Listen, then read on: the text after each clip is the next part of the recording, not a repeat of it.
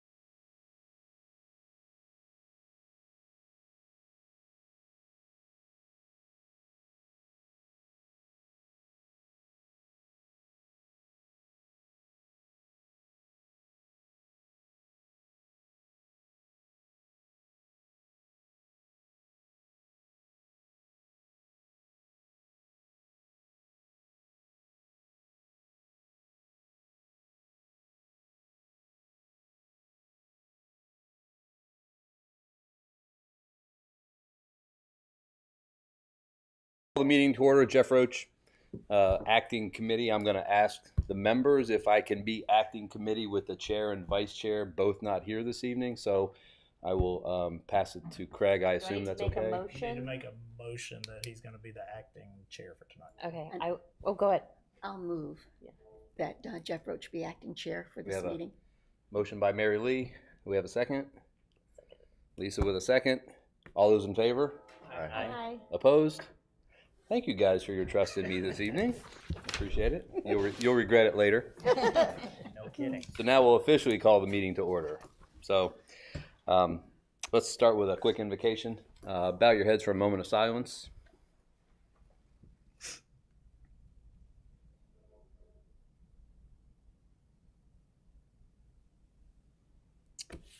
Thank you. And if you are able to stand with us, please stand for the Pledge of Allegiance. I pledge allegiance to the flag of the United States of America and to the republic for which it stands, one nation, under God, indivisible, with liberty and justice for all. All right. Appreciate that. Candace sent around the minutes from last meeting, so if anybody has any questions or comments for Craig or Candace or anybody on it, now's your chance. If not, we'll entertain a motion.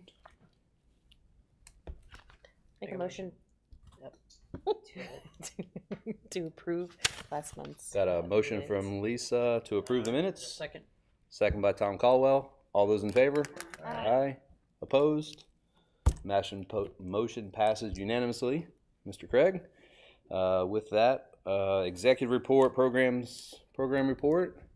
I see David's in the audience today. Yeah, David, you want to say anything today? That he's got going on. I know, I'm just kidding. I know that, I'm just kidding. I'll make mine quick. So, Earthfest last weekend, really big success. So, thanks to everybody who participated in that. Also have Peak Fest coming up this coming weekend.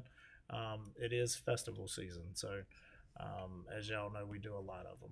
But other than that, I'll shut it down unless y'all have any questions about any ongoing projects. Do we have any kind of engagement activity that's happening for like West Street Park? West Street is upcoming, and it's next week. And give me 1 second, and I'll get that information for you. I'm sorry. No, it's okay. I just didn't know that's part of Peak Fest. If there was anything going on. So I don't have my notes for you. I will get that to you. It is next week. I think it's on Tuesday night, but I'll I check. think it's May 6th, May 6th, 4:30. Yeah. and it will be at the park. Sorry, I should have said that. It's okay. So, any other questions? So to summarize, May 6th, 4:30 at West the Street. park is the West Street. West Street. Engagement. They're calling it Re-Engage. So you're welcome to come and participate. Reimagine. Reimagine. Perfect. Craig, the splash got you. pad is going to open up mid-May at Pleasant Park. Yep. Okay. Excellent. Sounds good. Is that all you have tonight, That's it. Craig? Perfect. Chairman's report, since I'm just a stand-in this evening, I have no report. Public comment, we do have somebody in the public, but I think you're here for the public hearing. Is that correct? Okay, as we spoke. So if there's anybody else, nobody else with public comment. So with that, we will move to a public hearing tonight, which we typically have, but they're a little bit more or less formal. So tonight, you guys have to bear with me for a minute. I have some reading to do. So the Parks, Recreation, and Cultural Resources Advisory Commission, actually now the Parks and Craig, isn't it? The Parks and Recreation Advisory Board? It will be as of July 1st. There you go. Not changed it. We'll conduct a public hearing for the purpose of receiving community input on the departmental program and rental fee study. The Advisory Commission will follow the public hearing policy adopted by Town Council, and copies of that policy are available next to the sign-in login over by Craig at the podium. As a reminder for my colleagues, those in the room, and others who may be watching online, we will first receive a presentation from our consultant, Pros Consulting, Inc. Afterwards, Advisory Commission members will have the opportunity to ask questions. Before we move into a public hearing, we will gather input from the public that is here. Community members who are present and wish to speak should see the clerk over by Craig, and I think you've already actually signed in, so that's perfect. So with that, I will turn it over to Pros Consulting, Inc., or David, to make a presentation and get us going on the public hearing. Committee members, Glad to see you guys. I don't get out too much. Craig, limits that invitation. So, but no, it's great to see you guys. I've been here since 1999, believe it or not. So I've seen a little bit of the changes, and so we're so grateful to work with Pros Consulting to update our fee policy. We initially did that with John Brown, the director, in 1999. It was the first time we had that. Then it was about 10 years later in 2010 that we did a kind of a major update. And really, that's the last time we kind of really done a sit-down, really comprehensive look at our fee policies and make some changes to that. So it's time to do that. And so we're grateful to have pros working with us to do that. So tonight, what we have is just kind of the beginnings of that policies we're working on. This is a work in progress. Tonight's a chance for pros to present what they've found so far from kind of looking internally to our practices. They've also done some benchmarking with some agencies to see what the best practices are and where we kind of fare in that. We're not going to be asking for any motions tonight, so just a presentation and some public comment, but we will be coming back in August, is that right? Into some more final recommendations then to the town council preceding that. A little bit, yeah, so I kind of found, it's kind of funny because I was like looking through archives. This is our newsletter from 2002. It's like 4 pages long of our programs, et cetera. So when some of these first policies began. Now we have 2 program guides, one for seniors, one for our other programs, and they're over 30 pages each. So a lot of growth, a lot of change in that time since we've done these fee studies. So definitely need it. So just to kind of introduce Pros Consulting, tonight we have Leon Younger. He's the president of Pros Consulting, and we have Phil Parn. What's your title? Associate Principal. Associate Principal. So a little bit about Leon. He formed Pros in 1995. He works on strategic plans, master plans, financial policies such as this, with over 1,300 park agencies over that time. So he was the former director at Indianapolis Parks and Recreation Department. So a lot of wealth of experience. So we're really lucky to have their expertise. And Phil has over 25 years in the field, 16 of those at kind of the executive level management. So together, they've been great to work with so far. I'm real excited about what they are going to be presenting tonight and making what we do a lot better, more efficient, equitable for all residents of Apex, and sustainable, really sustainable. We want to have some policies that will get in place and be able to be there and have a good guide for the next 10 years or so. So yeah, with that. Okay, David. Thank you. Good evening. Nice to be here. As David said, we're here just to kind of share our process. We're not really looking for any, feedback in terms of approvals. What we're trying to do is get your understanding of our work, and if you have questions about our work, what we're doing.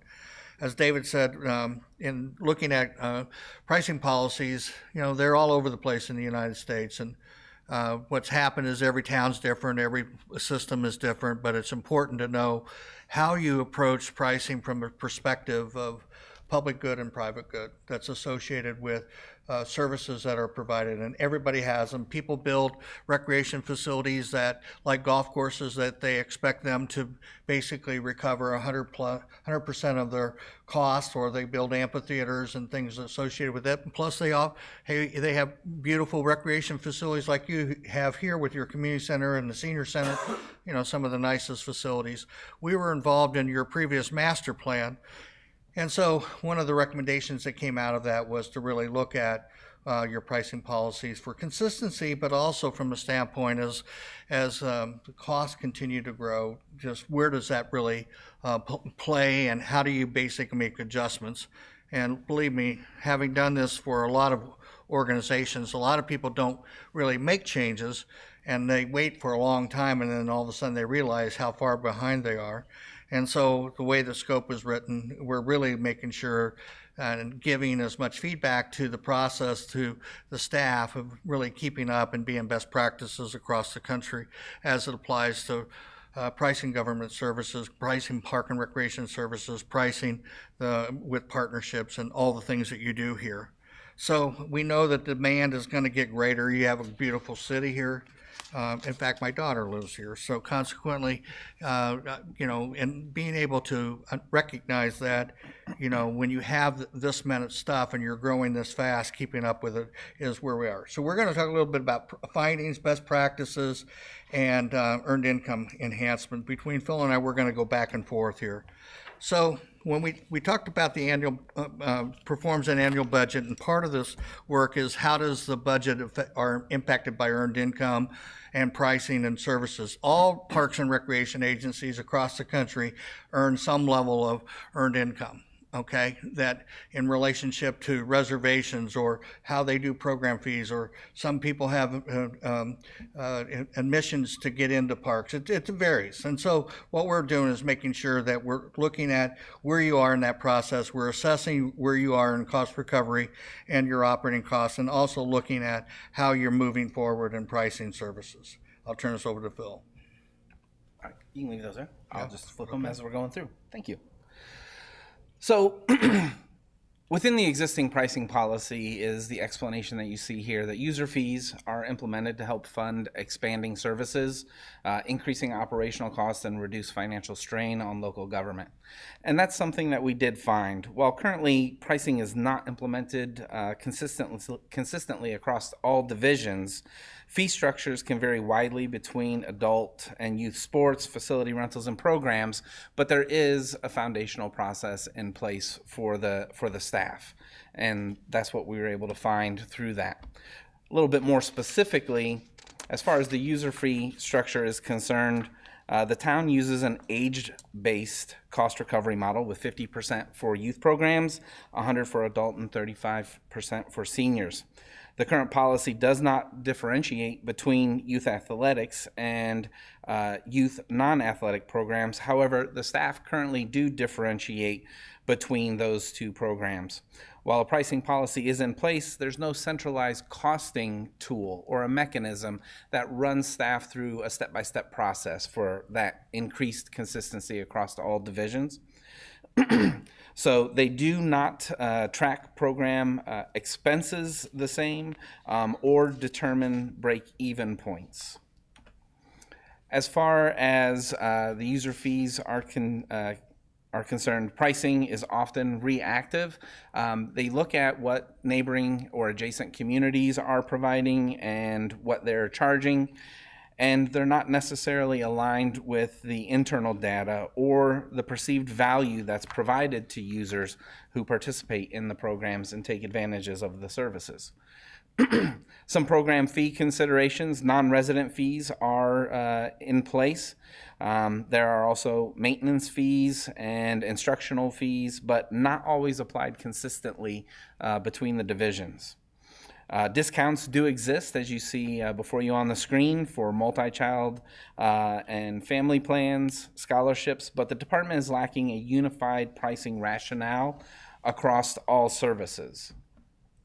Some additional findings, and these are unique findings, is that facility and equipment uses, all of these require a certain approval, so a permit application process, but fees and deposits are required for non-town sponsored events.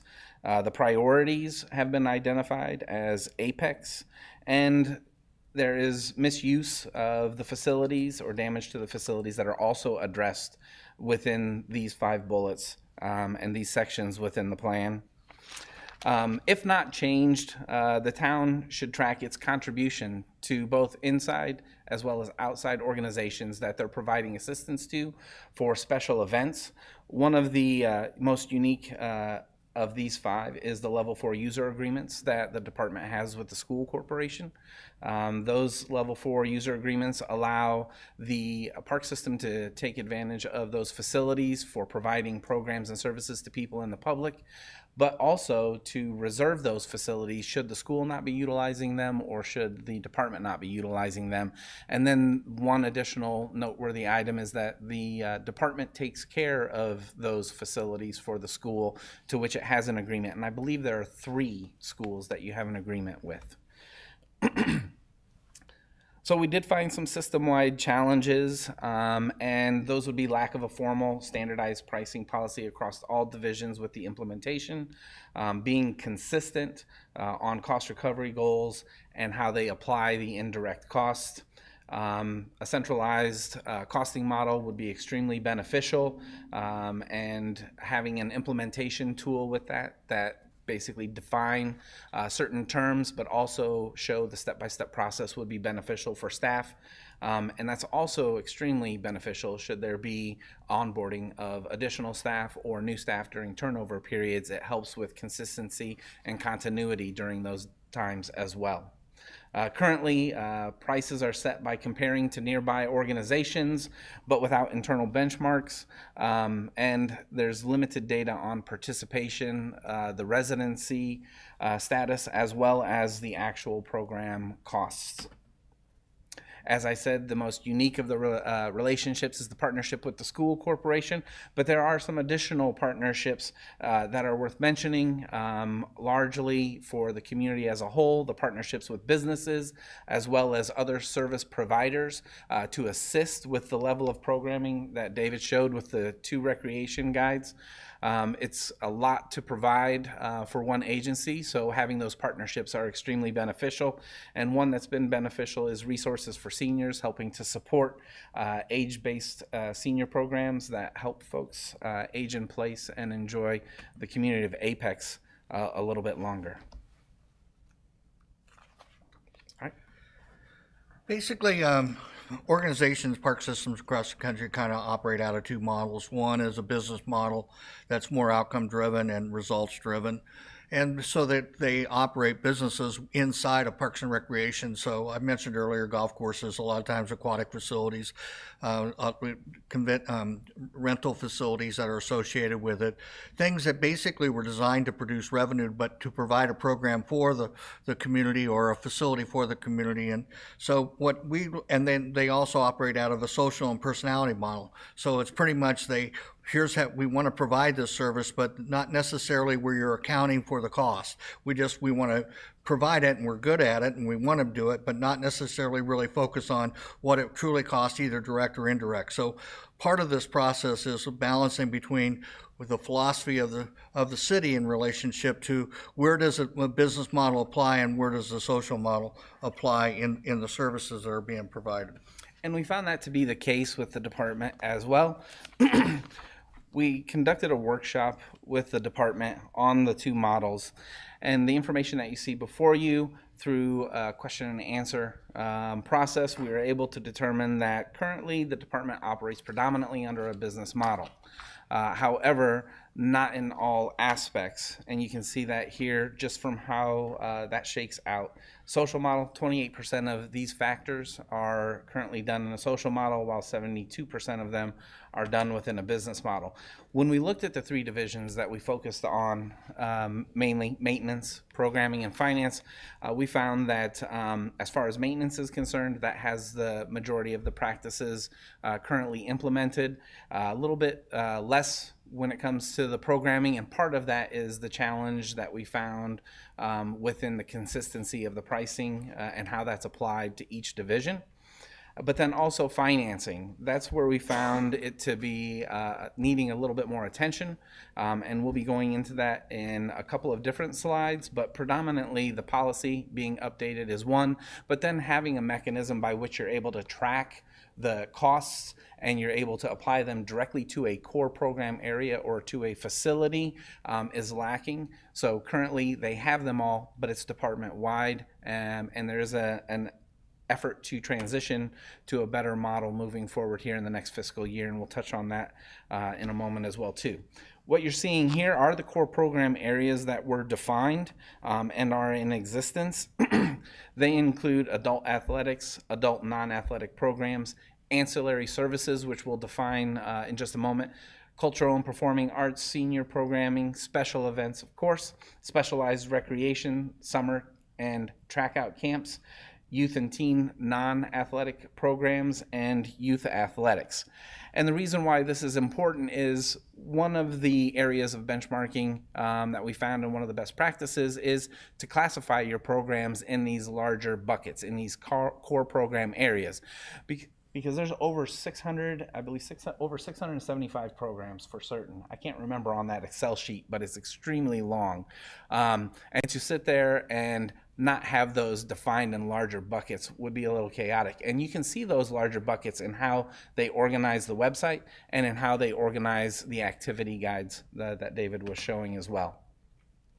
So when we did the classification of those, we looked to classify those in core, enhanced, and specialized. So core are those items that are high public expectation, free or nominal cost, but tailored to the public needs and still require funding, substantial public benefit, and meaning individuals would be showing up at this meeting saying, why aren't we providing this program anymore if it's super important and it's core to their mission that they exist under. And it's limited or no alternative providers, access open to all, which is where we find predominantly the park maintenance and how those parks are accessible to all, including those that may not necessarily be residents of Apex, but they still have the ability to go and utilize those amenities and the park spaces and the trails. So best practice cost recovery for core is typically between 0 and 40%, and 21% of the programs and services do fall within that category. Enhanced is again a high public expectation, but there's a balance between a public benefit and an individual benefit. It requires that balance, but also also alternative providers are unable to meet the full demands of those. As well as open access to limited access, and a 40 to 80% cost recovery typically. Now, in order to fall into these categories, those factors on the left, it can be one or it can be all of those factors in order to be categorized as core, essential, and or specialized. And specialized are those things that are more highly individual benefit predominantly. However, we've come to recognize through this process that there's a community benefit and an individual benefit to each one of these categories, these classifications. And you'll see that in how we created a tool for knowing where to place those and what that specific cost recovery would. So we took these three categories, these three classifications, and we broke them down into 6. And we'll show that in just a few slides. Again, this is capturing where their current classification is. This classification is subject to change as we refine the pricing policy and move this process forward. Here's where you see our ancillary services, and the definition there identified on the left is that these are not the main service line. The main service line is parks and recreation, but these are obviously services that enhance that. Or are able to provide something that wasn't there before, but there's a need for a little bit of additional cost recovery. For example, dog passes, shelter rentals, and then you have open gym pass and other field rentals as a couple of examples within there. We took a look at these from a participation standpoint, but also from a revenue generation standpoint where revenue was applicable. And obviously you can see the differentials on the right, whether there was a decrease from fiscal year 19 to fiscal year 21, or whether there was an increase in those as well too. When we took a look at the pricing strategies, there are 10 pricing strategies here, of which you see the ones are being implemented by Apex Parks, Recreation, and Cultural Resources currently. This is not to say that they would not implement any of the others at a later date. To give you an example, Leon will be speaking upon a few of those as best practices, but there's prime time, non-prime time. Typically something you would see at an aquatic center or at a golf course. Prime time for a golf course, weekends and mornings to early afternoon. They also have a twilight time in the evening where you may not be able to see the ball very well, but you might still want to get out there and play. With an aquatic center, they do have a twilight, typically the 2 hours at the end, and weekdays and early mornings tend to be a little bit less than you find in the hot afternoons when pools tend to be most popular. But that's one example of what could also be incorporated in the future as a pricing model, and that pricing model specifically is used to help manage demand, which Apex does have a pretty good demand for the services that they're providing from a residential standpoint, and if there were enough space from a non-resident standpoint as well. So when we took a look at the cost recovery for the department, we found that their cost recovery is predominantly all direct costs and a portion of indirect costs, that portion being mentioned as admin and maintenance. But these are not really out of line with what we would see for best practice. It's just best practice would incorporate more of those indirect costs as well. So one of the things that we found unique was looking at what was in the plan and then also seeing the most recent budget and the increase in the cost of providing these services to the public. Since 2020, a 38% increase has taken place. Now, that is an increase that they've seen for supplies as well as increase in salaries, just operational across the board. And Apex isn't different from any place else in the country who's also seen an increase in operational costs, except here the difference is that, and it's important to note that a portion of these increases have come from additional staff added to the department to continue the quality services and make enhancements that were identified within the Parks and Recreation Master Plan. And real quick, not to interrupt, and I apologize for interrupting. Go ahead. Isn't there also Pleasant Park? That's where all the staff. That was where That's the major Yes, addition correct. because you've got a $5 million or a $3 million increase from 21, 22 to 23. Mhm. Okay. I just want to make sure that that was Those incorporated. are the into enhancements, okay. correct. Well, yeah. Yeah, the senior center. And the senior Wow, center, right. the Staffing for there. Yeah. So when looking to determine the cost of service, it became apparent that the expenditures were coded a little bit differently than needed, not coded by core program area or by facility, making it rather challenging to find out and determine what that exact cost is.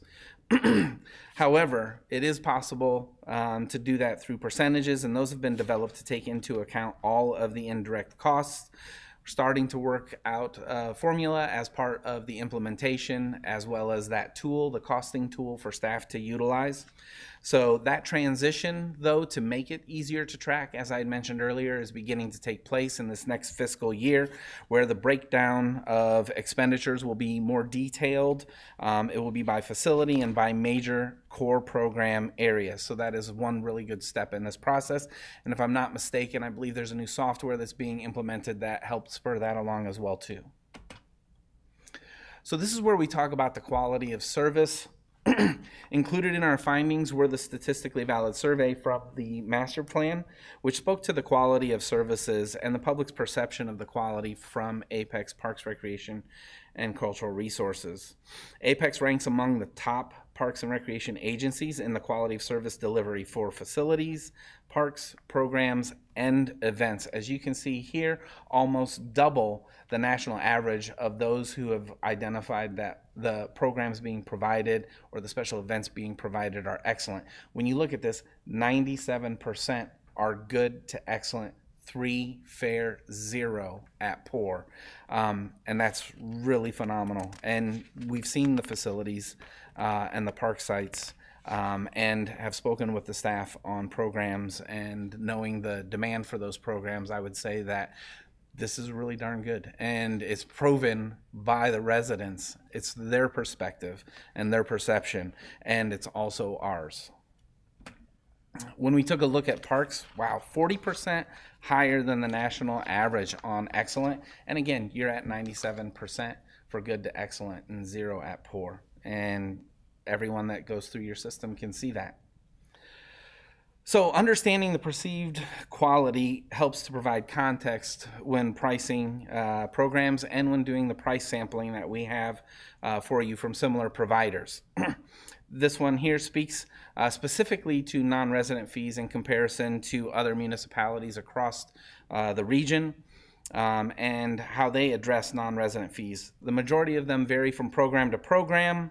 However, more are moving to a flat fee or a percentage added as non-resident surcharge. To point out a couple of examples, Morrisville and Garner both are at 30% and 40% as a surcharge above and beyond what the resident would pay, just so that there is a way to address the discrepancy in those who are providing tax dollars that support the maintenance of the facilities and those who are just utilizing the facilities without providing for their maintenance.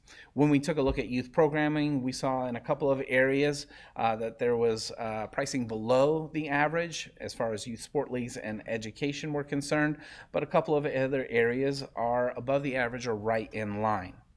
We have the same thing with the young adult programming, as well as the active adult programming. And prices were listed per session, but you can see that some are well below the average, some are right in line, and some are just slightly above. One thing is for certain, that quality helps create more elasticity in price. The higher the quality, the more an organization or a company has the ability to charge for said service and or product. That's not what we're saying needs to be done here, but we want it to be known and identified that there is a high quality level of service being provided to your community at a very affordable price. And that is something that might need to be refined just a little bit as they go forward, but we'll be obviously making some adjustments based on what we hear from this evening and other public comments. So we're going to talk a little bit about best practices and really kind of keys to effective pricing. And, you know, every community does a little bit, but these are things that we found through our work over the years that really make it work, is creating value and price accordingly, knowing the direct and indirect costs associated with it, understanding where prices fall in the market so that people have a good understanding of where the city or the town is in relationship to other people in the region, pricing services correctly the first time, because it's so easy to undervalue something if you don't really know what the cost is, using differential pricing based on participant or product and times, because a lot of people will gravitate to a season, non-season, prime time, non-prime time. Price to a unit value, so it's cost per experience as an example. Educate elected officials, boards like yourself, really to understand how pricing works. Because a lot of people think of pricing as a negative. Not necessarily. It's a part of a management approach to managing a government service or a government facility. Developing pricing models that can be tested so that you're actually really to work with the organizations that you're working with, or partners or individual groups. And then really communicating price and your costs effectively. So this is how much we're investing on a per person, per event, per day, whatever it might be, and being able to communicate that effectively. And then really understanding and eliminating entitlement pricing, which is really something where people feel like we've done this and you've done it and you've got to keep the price at the same, even if it's 10 or 15 or 20 years later, you're still keeping the same price even though the cost has gone up. And I'll just use an example, but we were working in Houston and they hadn't adjusted their prices for their pools, so they wanted to move it from $1 to $2, and they hadn't raised the prices for 25 years. And so in the process, the cost per experience was $8 to $9, somewhere in that category, and they wanted to move it to one additional dollar. Well, they proposed that, but of course the newspaper came out and said they raised it 100%, but they hadn't done anything for 25 years. So consequently, nor did they tell anybody what the real cost was. So telling people that you're working with your customers, this is what we have in this is what we're doing, this is what we think is a fair proposition. And I think understanding classifying services is really an important component. So also pricing and understanding that price is just one mechanism. The ability to understand cost per experience is a major factor. Knowing what something costs on a per experience basis, understanding revenue to expenses against agreed subsidy. So as Craig and David's putting their budget together, they're putting the budget together based on an assumed amount of revenue that they're going to get to offset their operating costs associated with that. And really, where does that fall out? And then what are the cost benefits of these programs and facilities, because they do go up, they don't go down. And then what are the earned income opportunities that are associated? And we'll talk a little bit about what those earned income, like sponsorships and concessions and all the things that go along with it. And really following how much customer retention that's been associated with it and how much of the market you actually control. And so these are things that we'll be working with the team on and the staff on as we move forward. So a good pricing policy allows the staff to manage forward, not in a defensive manner. The hardest thing in managing a government parks and recreation system is managing from a defensive position.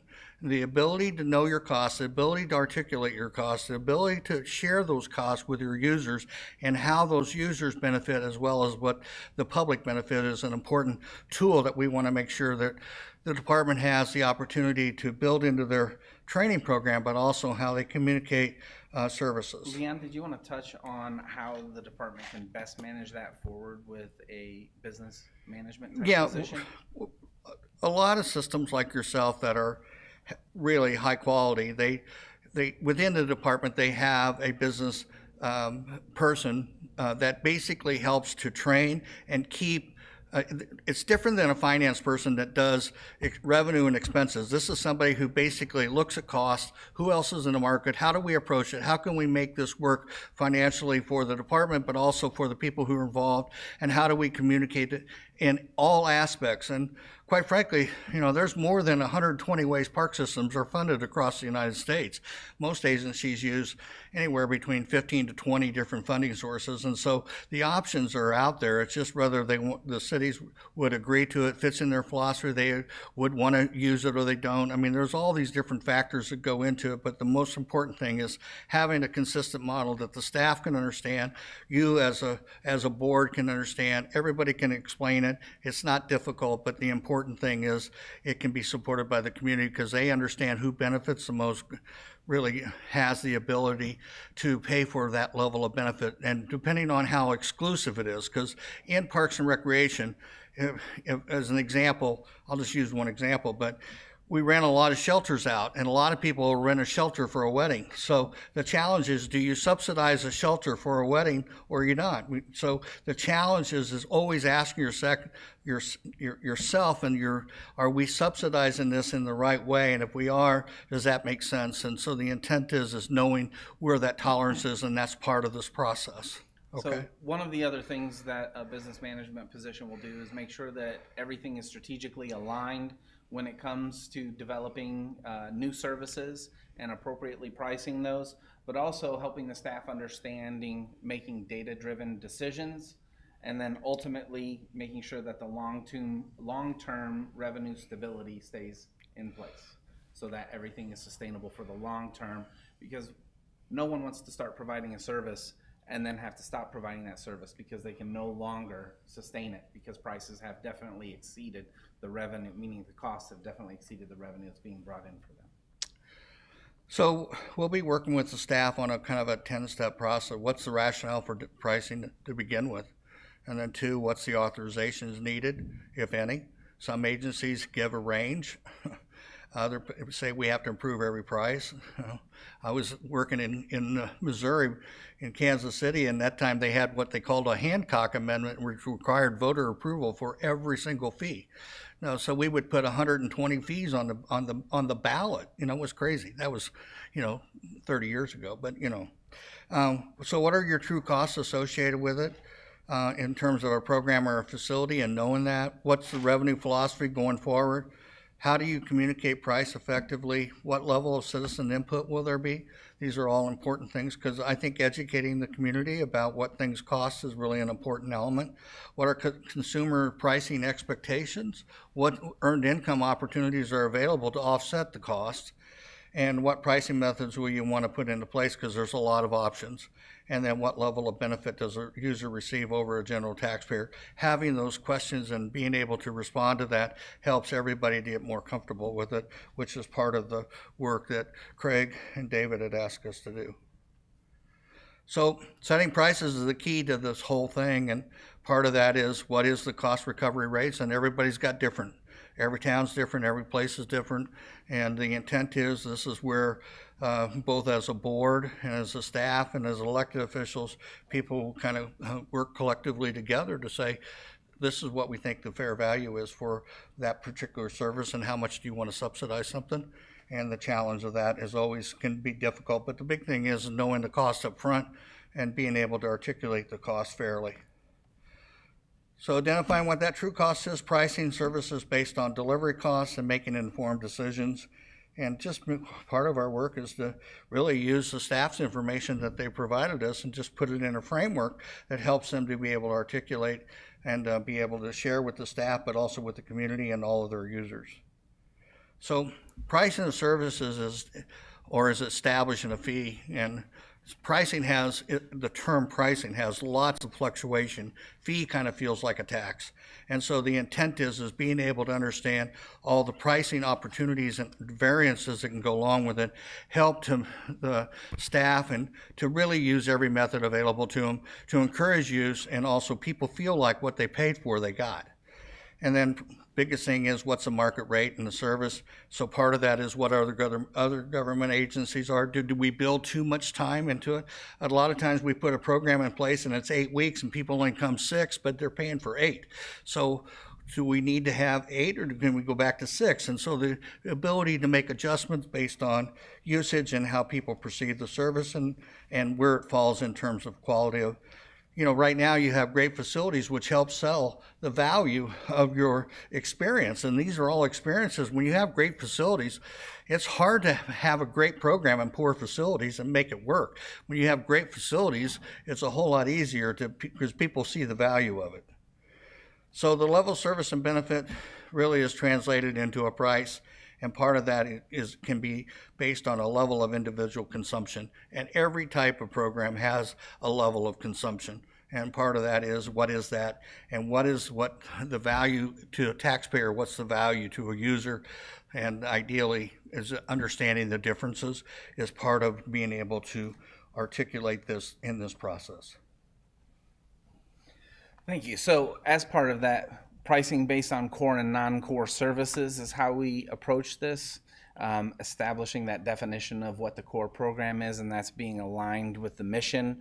But we know that there's already been a lot of services that have been provided over time, so understanding how those current services exist within core and non-core is something that we've started to work with staff on, establish whether the program is enhanced or specialized and what is it that makes it that. Also determining that level of exclusivity, if we'll utilize the wedding, if it's your wedding and that necessarily doesn't benefit anyone else, that level of exclusivity is higher than what the taxpayer would generally receive.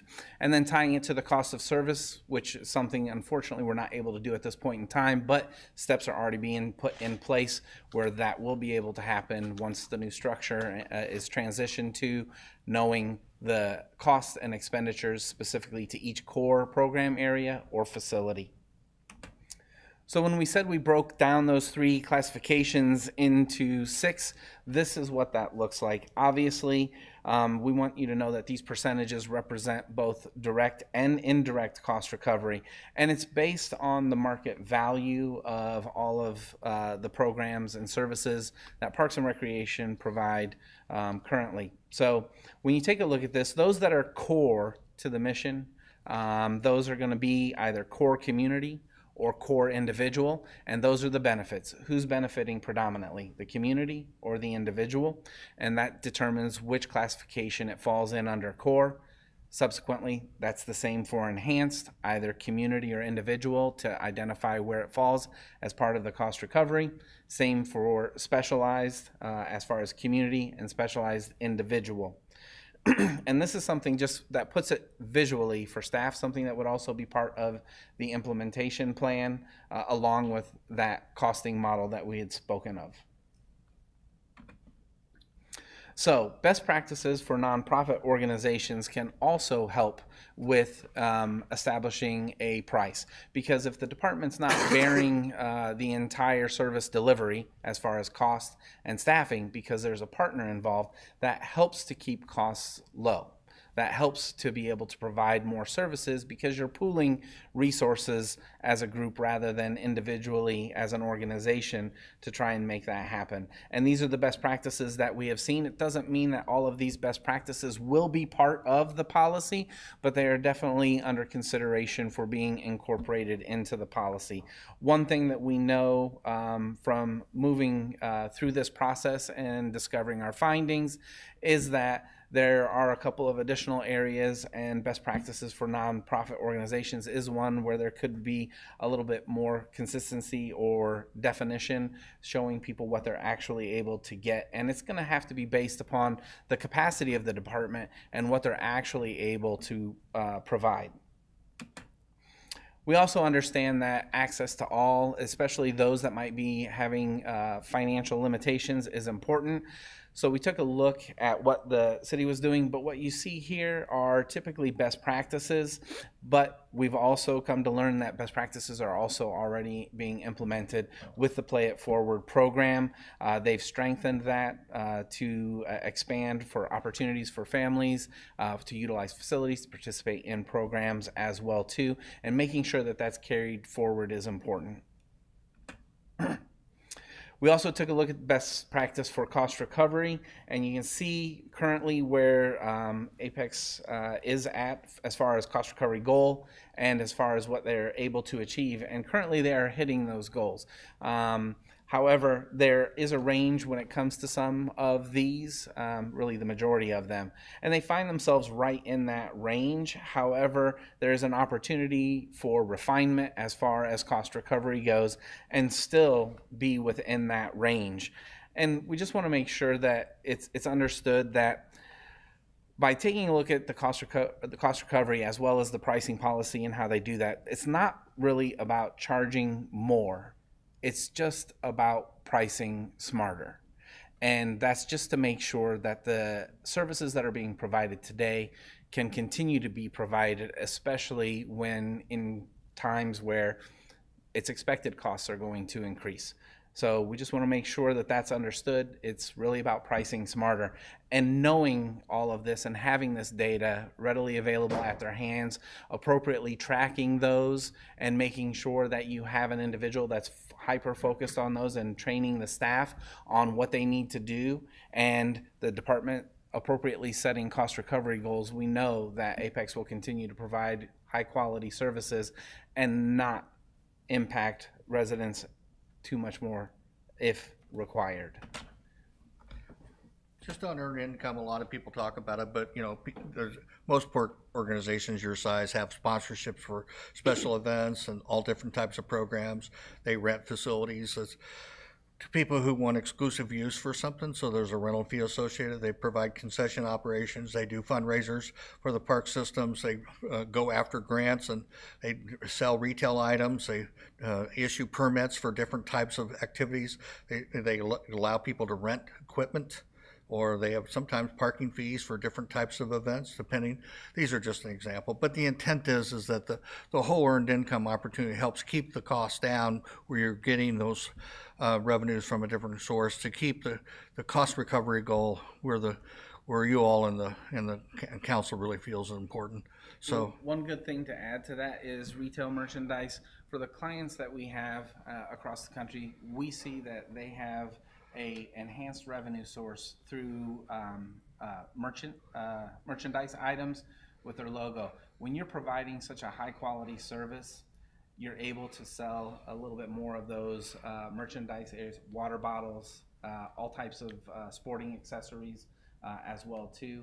And so that's just another avenue that helps to keep costs low, but make sure that everything is sustainable for everyone. And again, the ones that are most successful at it are the ones that have the highest perception of quality services being provided to the public, which Apex does. So that's the end of our presentation. So we're open for comments, questions. It's a lot of information. I was gonna say, wow. Get it as quickly as we I'll possibly speak for the group. So I have a question on that. Will you advise the town on kind of the economics of the community? So in other words, affordability Yeah. for this community Yeah. based, compared to others. Yeah. Yes, do that as well. we will.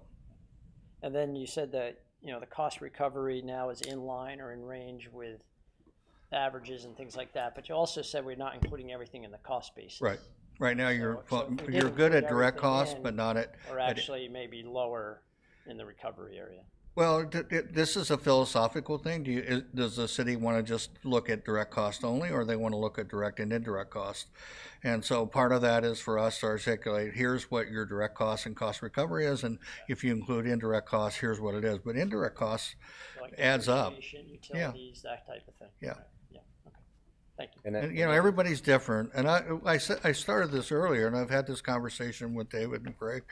You know, our job is to point out the options and then let you pick what you think is going to work in this town. You live here. So my feeling is that this is about you, but it's our job to share what we find and where this falls out, and, you know, and give you our best recommendations, but doesn't mean that it has to be. It just tells you where you are. Okay? Yes, sir.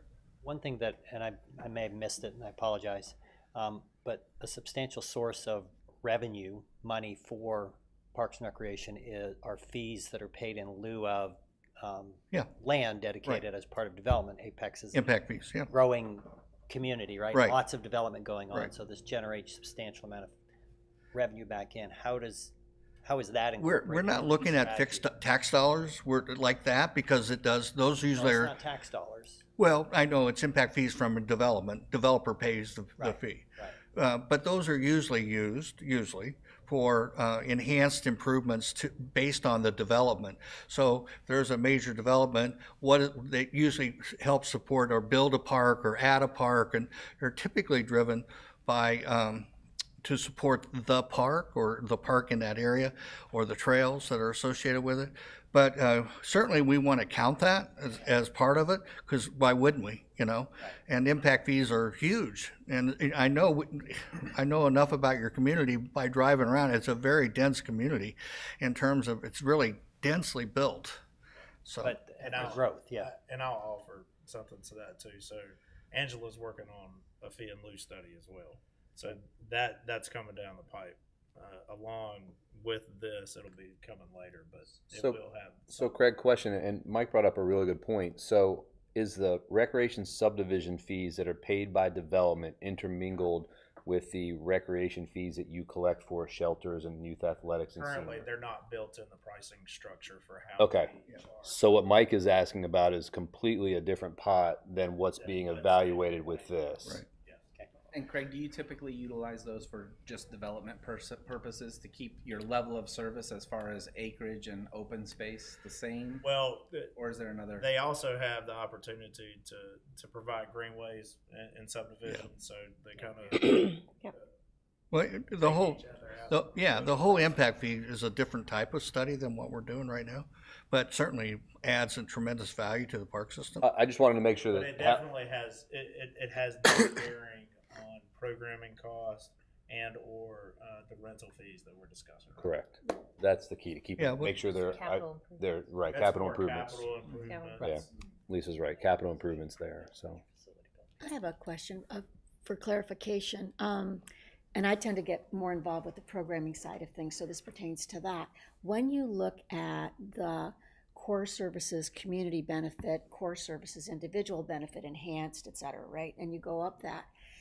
If we look, for example, at free senior exercise, okay, which is a very large, well-attended program. So you have obviously individual benefits that accrue to the folks who are participating. You have community benefits because it's increasing health and wellness and therefore hopefully decreasing EMS services, et cetera.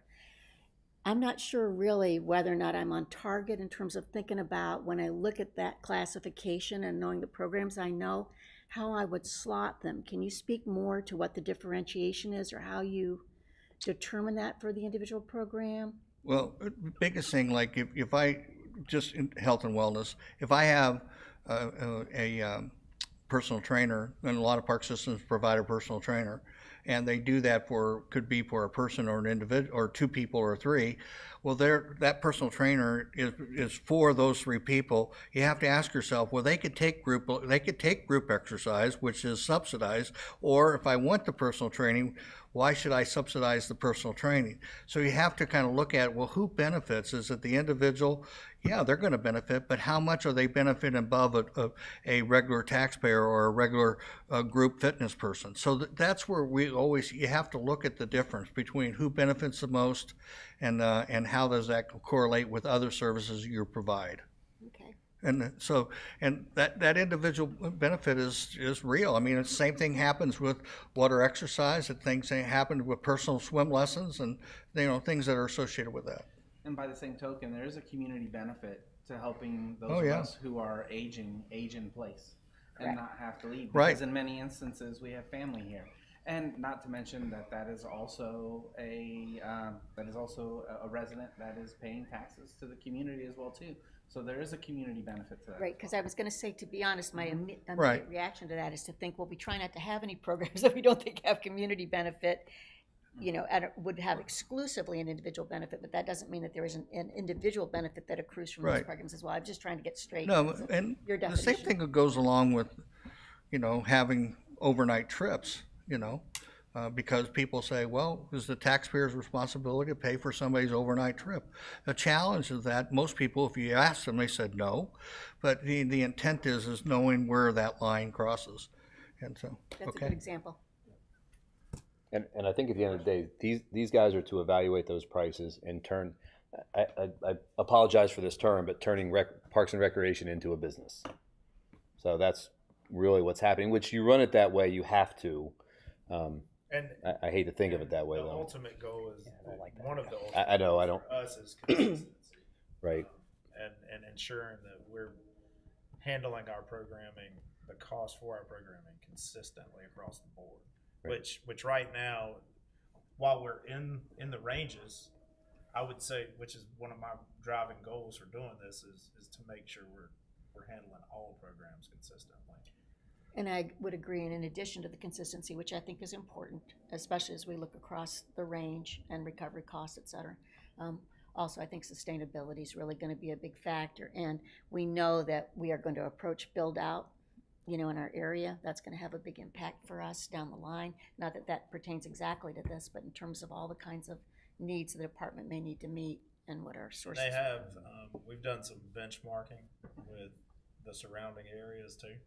So we also have some benchmarking data to kind of at least take a look at and see where we are in comparison to those folks too. So guys, this is a public hearing, so we're gonna let those guys have a seat. We're gonna have a chance to get them back up at the end, but I do have to open it up to the public, and I know there's at least one person here to do it. So thank you, gentlemen, for your presentation. We'll open it up to the public hearing. Give me 1 second, Craig. I think you have a sign-up list or something. Can you grab me that to see who's on there? And real quick, I'll do my spiel. So each community member that like to speak, we're going to give you 3 minutes. If you go a little over, I'm not going to be picky tonight. These guys went 40 minutes. So I'm just kidding. A little over 3. Thanks, man. But what you'll see is there's a red, yellow, green button here that Craig will start as you get going. And we're going to be pretty informal with you. I'm not going to go with that. Red light, don't worry about that. So with that, I will open up the public forum.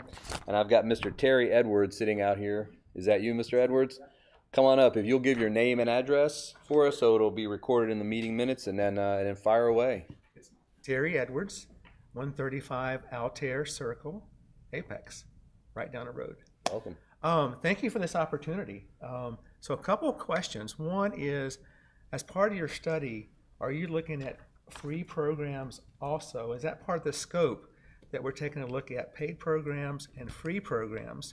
And are we trying to increase our free programs, or are we trying to decrease, or are we trying to achieve a balance? I don't know if that was part of the study. And then a follow-up question to that is consistency.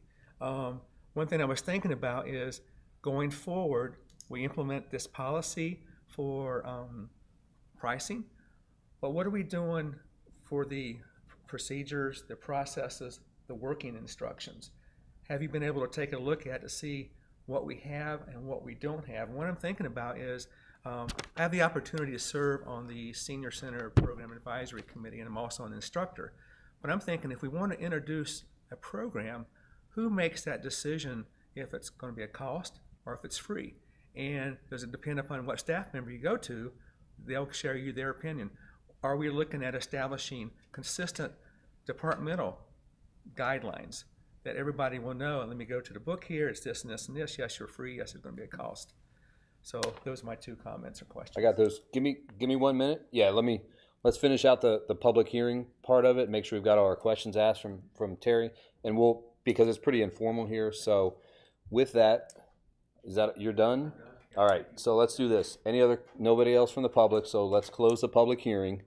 Now let's come back to Mr. Edwards' questions, which I wrote them down, which is free versus paid. And Craig, I'll open it up to you first, and if we need to bring these guys up to help answer that, we can. So I think your first question is are we evaluating the paid versus free programs, and how does that? So maybe that's something you guys can address in your approach. Come on back up so we can, because it'll be on tape for the meeting minutes. Yes, we will look at the free programs. And most senior centers, they have anywhere between 20 to 30% of the programs are free. So the intent is that, and here's what that cost is, and if everybody's happy with spending that money on that cost, then fine. I mean, the thing is, our job is to give you the information to make better decisions. Right. And it's not our job to say, this is what you should or shouldn't be doing. Our job is to tell you what it is. Right, and I think that's the perfect lead into Mr. Edwards' question is, if it's a senior program that benefits a lot of people, maybe council's going to make the ultimate decision to keep it a low or a free cost, whereas some of the other programs where they're getting a large benefit, but it's only an individual benefit, those costs may go up because so many people in the neighborhood say, man, my kid only pays $25 to play soccer. This is awesome. So the question is, Apex has always approached it as, we want more people out there. I go back to Mike Cantor's comment about the skate park years and years ago. We want people out there. Make it free. Get them out there. Let's get them go play. So if it means that a program is being used in a senior center and it's free and it's packed, that's what we want to happen. So with that's the paid versus free program evaluation. So you guys are recommending. Our job is to, here's what it costs. And I think he asked if we were going to have a formula. Yes. Perfect. And that formula will be shared with council and staff. And then basically you guys make the decision. Yeah. Perfect. May I add to that? Yeah. So many of our clients, their intent is to strike a balance because access for some is determined by price. And so therefore they don't want to take that opportunity away. The goal is to bring people into Parks and Recreation and then hope that they enjoy your services from the moment they start until the moment that they're not here anymore. And that's what the balance is for the majority of the clients that we work with. And that a lifetime customer. Yeah. And that does require, as you've seen with all the information we presented, that there be an implementation plan as part of this, a step-by-step process that tells staff how to price the programs. But it also does require that administration take a look at the overall needs of the city or of the town, the community as a whole, and the department, and make sure that the annual cost recovery goals are set appropriately to continue that sustainability. It doesn't mean that there won't be new programs that come in that will be priced free, because there more than likely will, especially if they're an introductory program, something new, a new trend that nobody's ever seen before, like pickleball. But under the circumstances, About time we brought this up. that is not something That's a whole other discussion. That is not something no one later. has seen. But you get what we're saying. It's about making sure that there's a balance and that everybody has the opportunity to participate. And regardless of what the decisions are made relative to a program being free or a program, whatever fee we're setting for the program, there is still this overarching for like low income families. There will still be a free or reduced, or there will still be accessibility to those who qualify. You've got a great policy in place right now. It's one of the best we've seen. So it's great. Play it forward. Yeah. And that's It is. It's amazing. Yeah, we love it. I mean, I'm not sure my thing is, how do you argue against it? And I'm not sure that's part of their evaluation. Their evaluation, I think, is to say, here's what the cost of the program is.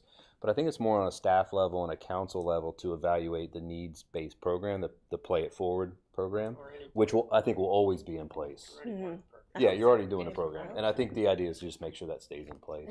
Which if you want to donate to Play It Forward, That's right. That's right. that's the plug for Play It Forward. if you want to donate towards pledge. Already do. It's well worth it. And I was just gonna say, the thing to know about that, though, is that those funds are right now not nearly as robust as we would like them to be. Right. So, One, and when we are just evaluating those fees, and it's understanding, do we have a certain percentage of our population which we can quantify right now Right. that would need that access? So would that have any impact in how we approach the fees that we are setting? right, I agree, and I think the whole data-driven piece, I mean, we just have to have the information, I mean, on all sides. We need to know how much a program costs, we need to know, how many people are benefiting, what the level of that benefit is, blah, blah, blah. And that's during the implementation phase.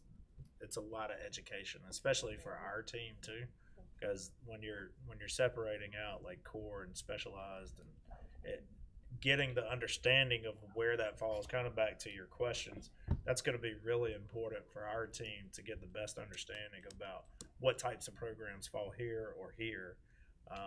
And that'll be a part that they play a huge part in or role in, kind of getting our staff there, because it is different than what we're doing now, but it will create a whole lot more consistency. You have a lot more standard operating procedures that are going to come in play with what's being recommended to classify or quantify where you're spending money as well. So, and to address the other question that Mr. Edwards asked was about consistency of programs.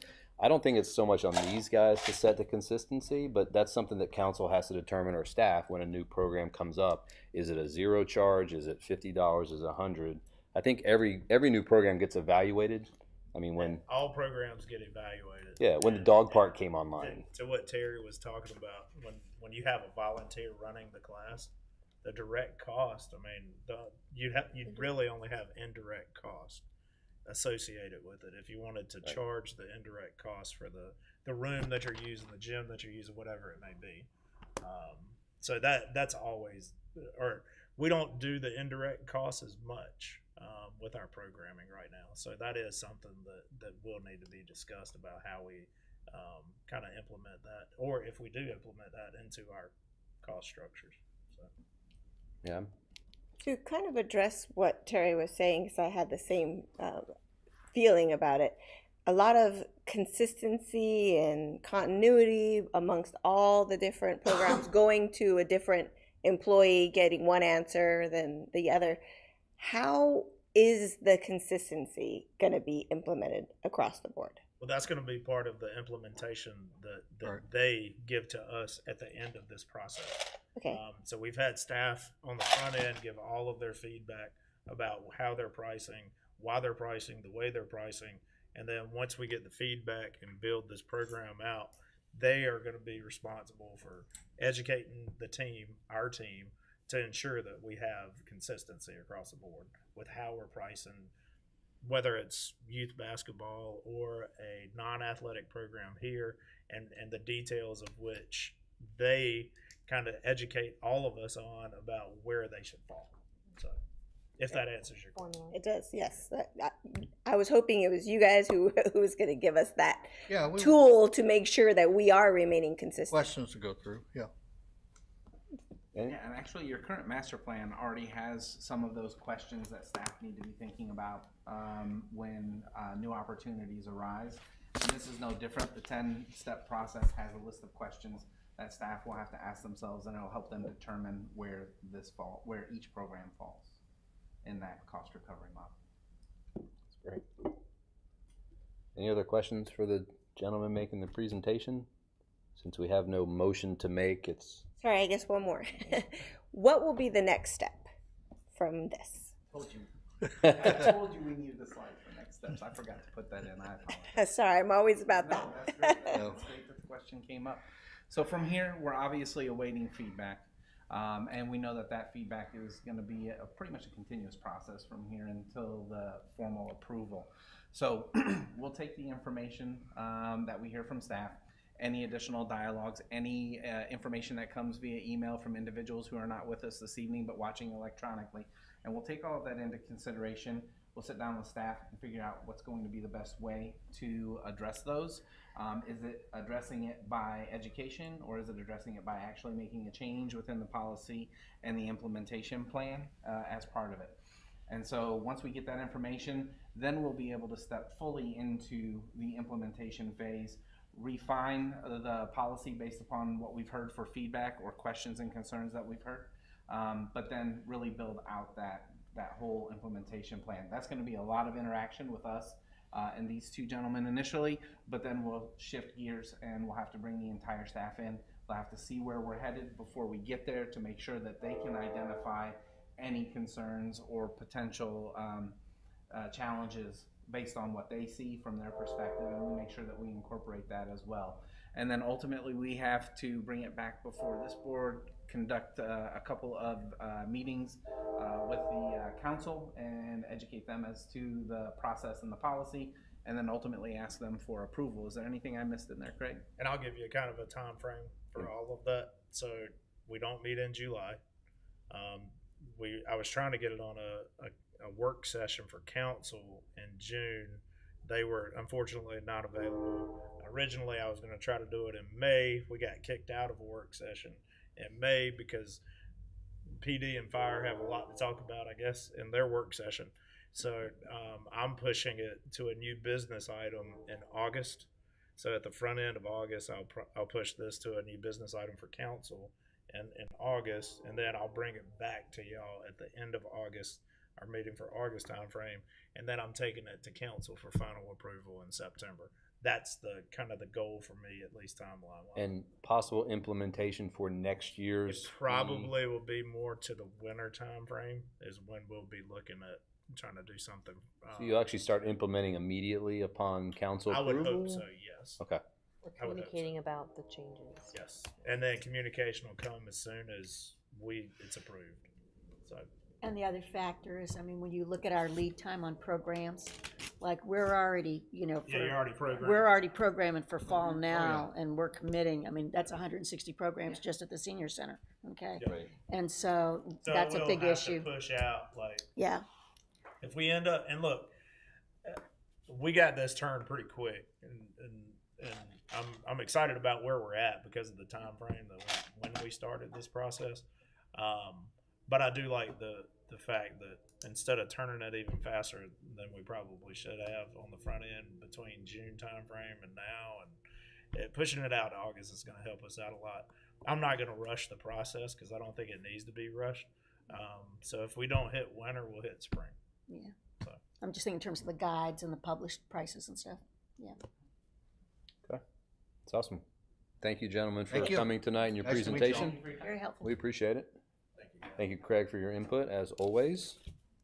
So with that, I'll move on, unless there's any other comments on the last presentation. We have no old business. We have no new business.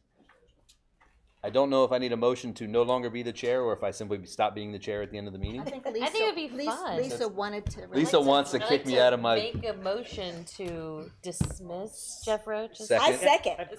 No, can we say terminate? Terminate. I like that. So we have a motion on the table to terminate my chairmanship at the end of the meeting. Is that how you worded your motion, Lisa? And it's seconded. And it was seconded by Mary. By Oh, Lisa as well. Lisa and Lisa. Both So- Lisas. Yeah. So with that, we have a motion on the table. All those in favor?